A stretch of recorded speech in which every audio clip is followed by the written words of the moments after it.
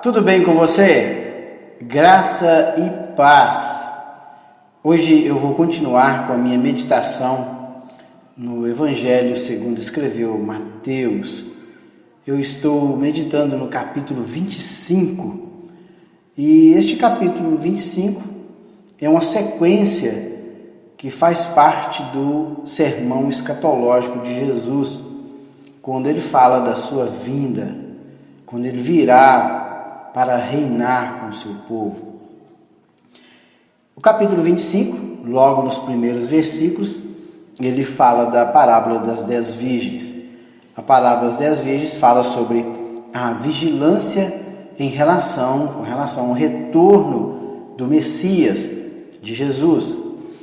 No versículo 14 até o versículo 30, Jesus ele vai falar a respeito do nosso serviço quando ele vier.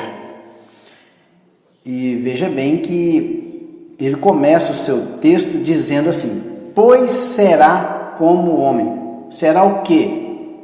Pode ver que no início do capítulo 25, então o reino dos céus será semelhante a 10 virgens. E nesta segunda parábola aqui do capítulo 25, ele diz: pois será o quê? Semelhante ao quê? O reino dos céus a um homem que, ausentando-se do país, chamou os seus servos e lhes confiou os seus bens. A um deu 5 talentos, e a outro 2, e a outro 1, a cada um segundo a sua própria capacidade. E então partiu. O que recebera 5 talentos saiu imediatamente a negociar com eles e ganhou outros 5. Do mesmo modo, o que recebera 2 ganhou outros 2. Mas o que recebera 1, saindo, abriu uma cova e escondeu o dinheiro do seu senhor. Depois de muito tempo, voltou o senhor daqueles servos e ajustou contas com eles. Então, aproximando-se o que recebera 5 talentos, entregou outros 5, dizendo: Senhor, confiaste-me 5 talentos, eis aqui outros 5 talentos que ganhei. Disse-lhe o Senhor: muito bem, servo bom e fiel, fostes fiel no pouco, sobre o muito te colocarei, entra no gozo do seu Senhor. E aproximando-se também o que recebera 2 talentos, disse: Senhor, 2 talentos me confiaste, eis aqui tem outros 2 talentos que ganhei. Disse-lhe o Senhor: muito bem, servo bom e fiel, fostes fiel no pouco, sobre o muito te colocarei, entra no gozo do teu Senhor. Chegando por fim o que recebera 1 talento, disse: Senhor, sabendo que és homem severo, que ceifas onde não semeastes e ajuntas onde não espalhastes, receoso, escondi na terra o teu talento. Aqui tens o que é teu. Respondeu-lhe, porém, o Senhor: servo mau e negligente, sabias que ceifo onde não semeei e ajunto onde não espalhei? Cumpria, portanto, que entregasses o meu dinheiro aos banqueiros, e ao voltar receberia com juros o que é meu. Tirai, pois, o talento e dai ao que tem 10, porque todo o que tem se lhe dará, e terá em abundância. Mas o que não tem, até o que tem, lhe será tirado. Ao servo inútil, lançai-o para fora nas trevas, ali haverá choro e ranger de dentes. Impressionante esta parábola de Jesus. Ele está falando sobre a sua vinda, está dentro ainda do contexto do sermão escatológico.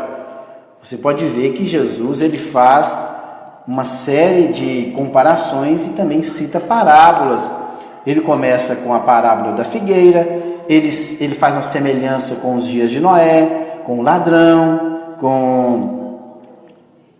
depois ele fala sobre o servo bom e o servo mau, ele fala das 10 virgens, e esta última parábola, de uma sequência de comparações e parábola, Jesus ele fala a respeito dos talentos. E veja bem que o talento aqui, 5 talentos, cada talento ele valia 6.000 denários. O denário era o valor pago a um trabalhador braçal naqueles dias em que Jesus viveu aqui na terra. Então, um talento seria o valor para pagar um homem para trabalhar 6.000 dias, muito tempo. E veja bem que o primeiro recebeu 5 talentos, ou seja, ele recebeu 30.000 denários. O segundo recebeu 2 talentos, ou seja, 12.000 denários. Era muito dinheiro para aquela época. E o último aqui, servo, diz que ele recebeu o quê? 1 talento. E esse que recebeu um talento, recebeu o equivalente a 6.000 denários. Ou seja, todos receberam uma quantia assim significante, que poderia muito bem aplicar esse dinheiro e ter um bom rendimento. O que essa parábola, na verdade, ela está dizendo para nós? Esta parábola ela está dizendo com relação ao nosso serviço, ao reino dos céus. Fala do nosso serviço. O que nós estamos fazendo para Jesus? Mas alguém pode perguntar, mas a salvação não é de graça? Jesus não morreu e pagou por nós a salvação? A salvação ela é de graça mesmo, porque Jesus ele pagou o preço na cruz do Calvário. Mas ela tem um preço. Ela foi de graça para nós, mas ela tem um preço. E quem pagou esse preço, claro, foi Jesus. Agora, nós que somos libertos do pecado e somos salvos por Jesus, não nos custou nada. Agora que nós que éramos escravos do pecado, nós tínhamos um Senhor sobre a nossa vida. Quem era o Senhor? Este Senhor era o pecado. Nós éramos escravos do pecado. Vivíamos distanciados do Senhor, longe do Senhor e sob um domínio cruel, que é o domínio do pecado. Jesus, ele foi e nos resgatou, ele nos comprou, por isso que não custou nada para nós, porque nós não tínhamos nada mesmo. Escravo tem alguma coisa? Não tem nada, pelo que eu saiba, escravo não tem nada. Mas Jesus, ele foi e comprou a nossa salvação, ele derramou o seu sangue, o Mashiach, ele, o Messias Salvador, ele comprou a nossa salvação na cruz do Calvário, porque nós éramos escravos. De nós mesmos, jamais nós sairíamos dessa condição de escravo, porque seríamos escravos eternamente, se não fosse a intervenção de Jesus. E Jesus, ele comprou. Então não nos custou nada. Mas nós mudamos de Senhor. Nós estávamos sob o domínio, escravidão, nós éramos escravos do pecado. E agora nós estamos debaixo do senhorio de Cristo. Então o meu serviço a Deus agora é baseado no amor, é baseado naquilo que Jesus pagou por mim. Então o servir a Deus, o serviço a Deus é uma questão de amor, é uma questão de reciprocidade para com a pessoa de Cristo, do nosso libertador, que é o Mashiach, que é Jesus. É Ele que nos libertou do pecado. E se agora Ele é o nosso Senhor, nós devemos servi-lo com amor. É isso. As pessoas não entendem essa situação. Não, Jesus me libertou, sou livre, agora acabou. Posso fazer o que eu quero. Não é bem assim. Eles entenderam a graça de uma forma diferente. Fomos libertos do pecado, saímos debaixo dessa escravidão de um senhor cruel, que é o pecado, e agora Jesus nos libertou. Se o Filho do Homem vos libertar, verdadeiramente sereis livres. Livres para quê? Livres para servir a Jesus, com alegria, com amor, com reciprocidade, reconhecendo aquilo que Ele fez por nós na cruz do Calvário. O que eu entendo aqui, quando este Senhor aqui, que é a figura de Jesus, que confia os seus bens àqueles 3 homens, o primeiro que recebeu 5.000 denários ou talentos, que equivale a 30.000 denários, ele, em sinal de gratidão por aquilo que ele estava recebendo, ele foi granjear, ele foi colocar o dinheiro do seu senhor para render juros, dividendos, para quem? Para o seu patrão. O que recebeu 2, da mesma forma, ele colocou o dinheiro para render. Para quem? Para o seu senhor. Aquele último que recebeu 1, ele não entendeu nada. Ele não entendeu nada da graça e da misericórdia do Senhor. Ele simplesmente, com medo, com receio, ele foi e enterrou o talento. Ou seja, ele não fez nada. Não fez nada para o seu Senhor.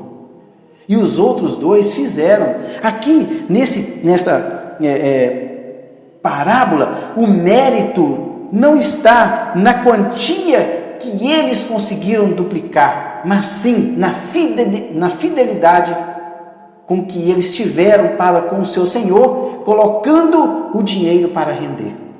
E eles não ficaram na inércia, eles partiram para a ação, fizeram algo, e aquele outro ficou na inércia, ou seja, ele deixou de fazer.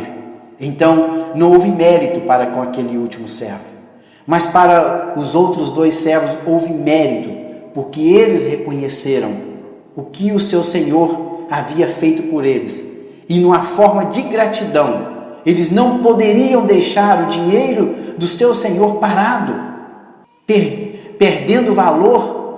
Se é que naquela época existia inflação, rapidinho, hein? Com 1 ano, o dinheiro do seu Senhor perderia um grande valor se fosse nos dias atuais. Nós não sabemos qual o contexto inflacionário dos dias de Jesus, mas se fosse nos dias atuais, seria um absurdo.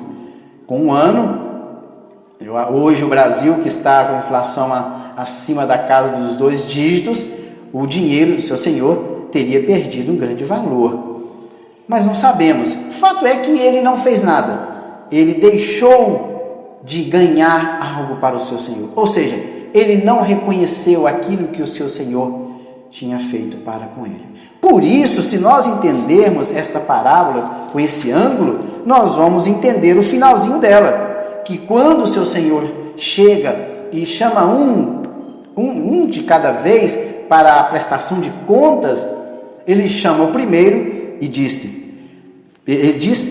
o Senhor diz para aquele servo: muito bem, servo bom e fiel, fostes fiel no pouco. Veja bem que a quantia para aquele homem era grande, 30.000 denários, mas para o Senhor não significava nada. Pode ver, ó, foste fiel no pouco, sobre o muito te colocarei. Ou seja, para o dono, aquele valor que tinha confiado para aquele servo era insignificante. Fostes fiel no pouco. Pode ver que ele falou a mesma coisa para o segundo, que recebeu 12.000 talentos, ou 12.000 denários, ou 2 talentos.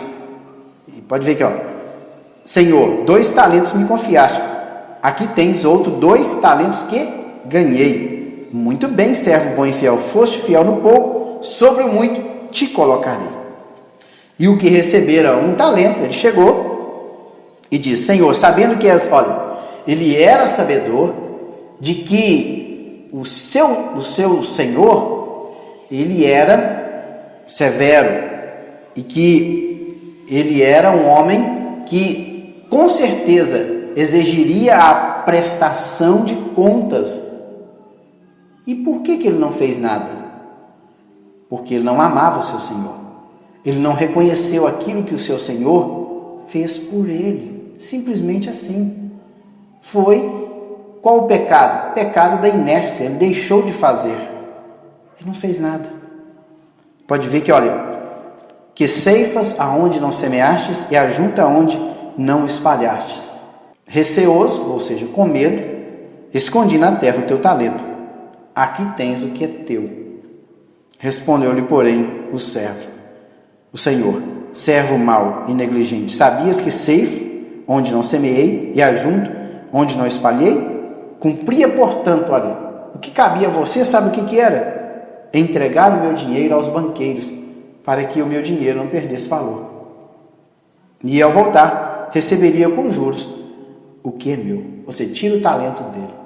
Então, o nosso serviço, após estar na pessoa de Cristo, do nosso Messias, tem que render trabalhos. Vocês já leram a carta de Tiago? A carta de Tiago, ela é impressionante. Alguns diziam que era a carta de palha, mas para mim ela tem um valor muito grande. O capítulo 2 da carta de Tiago, o meio-irmão de Jesus, ele era filho de Maria e de José, então meio-irmão de Jesus, porque Jesus foi obra do Espírito Santo através de Maria. Meus irmãos, qual é o proveito se alguém disser que tem fé, mas não tiver obras? Pode acaso semelhante fé salvá-lo? Se um irmão ou irmã estiverem carecidos de roupa e necessitados do alimento cotidiano, e qualquer dentre vós lhe disser, ide em paz, aquecei-vos e fartai-vos, sem contudo lhe dar o necessário para o corpo, qual é o proveito disso?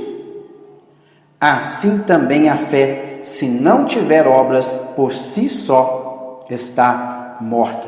Mas alguém dirá, tu tens fé e eu tenho obras. Mostra-me essa fé sem as obras, e eu com obras te mostrarei a minha fé. Crês tu que Deus é um só? Faze bem, até os demônios creem e tremem. Ou seja, o que ele está querendo dizer? Que as obras sem a fé é morta. Agora, a fé com as obras, aí sim, por quê?